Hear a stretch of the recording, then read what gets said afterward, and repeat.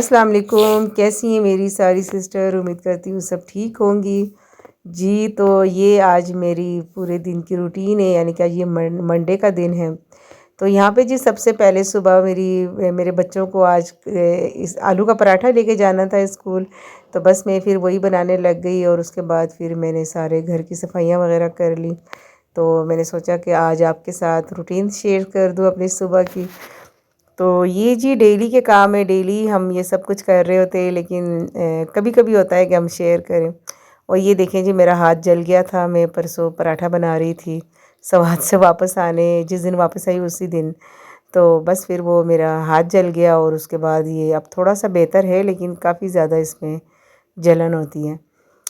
तो जी मैं आज ज़रा मैंने सोचा कि लॉन्ग वीडियो बनाती हूँ और ज़रा बातें शातें करते हैं, गपशप लगाते हैं। तो बस फिर मैं यहाँ पे घर की सफाइयाँ वगैरह काम शाम करना शुरू कर दिए मैंने, क्योंकि सुबह में घर पर काफ़ी ज़्यादा फैला हुआ होता है। तो ये मेरी बेसमेंट है, नीचे का पोर्शन जो होता है वो ज़्यादा गंदा तो नहीं होता, बस बच्चों के बेड गंदे होते हैं ज़रा। तो वो ज़रा सेट करने होते हैं और बस फिर उसके बाद सारे काम सेट हो जाते हैं। तो ये डेली तो मतलब हम हाउसवाइफ़ का काम है ना, कि हमने घर में एक हाथ तो ज़रूर ही फेरना है ना, इसके बगैर तो कोई वो होना ही नहीं है। तो बस इन लोगों को अब ये नया नया हुआ है मेरी बेटियों को, कि हमने अलग अलग रज़ाइयाँ लेनी है, एक दूसरे से खींच दी हैं। तो मैं इनके लिए सिंगल जो रज़ाइयाँ होती हैं वो ले आई हूँ। तो अब ये लोग बड़े आराम से सो जाते हैं। ये जी मेरे इस्त्री वाला कमरा है, जो इनके कपड़ों वाला कमरा है, तो इसको हम इस्त्री वाला कमरा बोलते हैं। तो ये मैं बेडशीट वगैरह लेने नीचे आई थी मैं, यानी कि बेडशीट वगैरह ये सब चीज़ें मेरी नीचे ही पड़ी होती हैं। और ये जो बेडशीट है ना, इसके बारे में मैंने आपको बताना था। ये हमारे वहाँ पे सवात में मिलता है। ये मुझे नहीं पता कि यहाँ पे ये कपड़ा मिलता है कि नहीं बेडशीट का।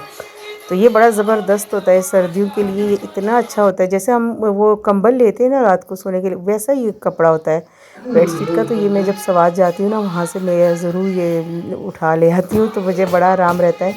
तो ये पिछले 4-5 साल से सर्दियों में, यानी कि फिर हम यही इस्तेमाल करते हैं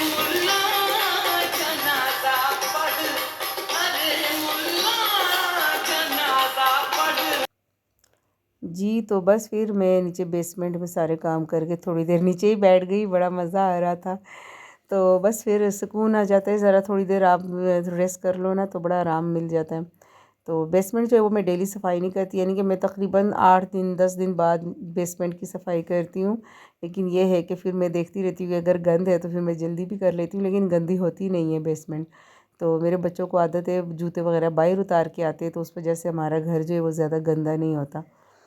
तो बस जी फिर मैं यहाँ पे सारे घर में पोछा लगा दूँगी। अगर ये वाला पोछा है ना आपके पास, तो मैं कहती हूँ ज़िंदगी आसान हो जाएगी। मेरे पास दूसरे वाला भी है, लेकिन वो मुझे इतना आसान उस पे सफाई करना नहीं लगता, मुझे ये बड़े मज़े का लगता है। बड़ा अच्छे से इस पे सफाई हो जाती है। तो बस जी यहीं पे मेरा सारा घर साफ़ हो जाता है। और यहीं तक थी मेरी आज की वीडियो। अच्छी लगी हो तो लाइक शेयर सब्सक्राइब ज़रूर करें, और मुझे ज़रूर बताएं आपको मेरी लॉन्ग वीडियो अच्छी लगती है या शॉर्ट्स।